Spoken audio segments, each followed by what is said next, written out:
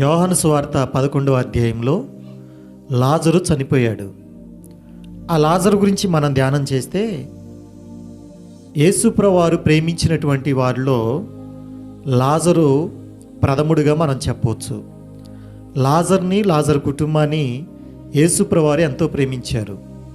ఆయన రోగి అయి ఉన్నప్పుడు యేసుప్రభువారి దగ్గరికి వర్తమానం పంపించారు, నువ్వు ప్రేమించినటువంటి వాడు రోగి అయి ఉన్నాడని.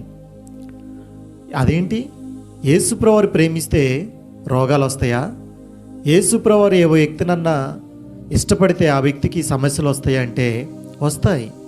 ఎందుకంటే యేసుప్రభువారిని ఎవరైతే అంగీకరిస్తారో, యేసుప్రభువారితో ఎవరైతే ఉంటారో వారికి బలహీనతలు వస్తాయి, వారికి ఇబ్బందులు వస్తాయి, వారికి కష్టాలు వస్తాయి.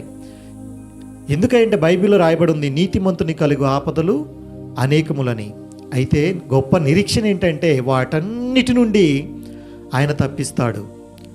తాను ప్రేమించినటువంటి వాడు రోగి అయి ఉన్నాడని యేసుప్రభువారు విని 2 రోజులు అక్కడే ఆగిపోయాడు. ఆ తర్వాత మళ్ళా యేసుప్రభువారు బయలుదేరి వచ్చినప్పుడు మరియా మార్తా ఆ ఇంటిలో ఏడ్చుట చూసి ఆ ఇంట్లోనికి వచ్చి యేసుప్రభువారు కూడా ఏడ్చినని అక్కడ రాయబడింది, కన్నీళ్ళు విడిచినని రాయబడింది.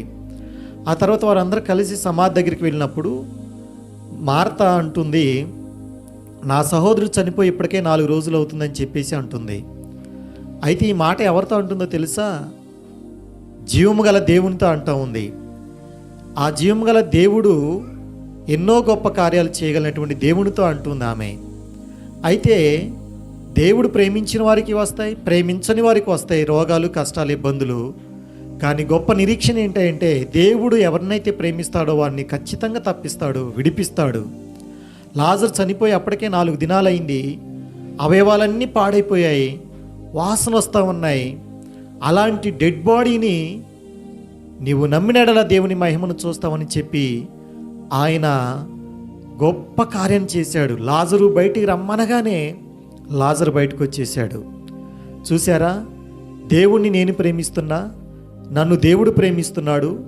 నాకెందుకు ఈ శ్రమలు, నాకెందుకు ఈ కష్టాలు, నాకెందుకు ఈ నష్టాలు వస్తున్నాయి అని చెప్పేసి కృంగిపోతున్నావా, బాధపడుతున్నావా, వేదనతో ఉన్నావా?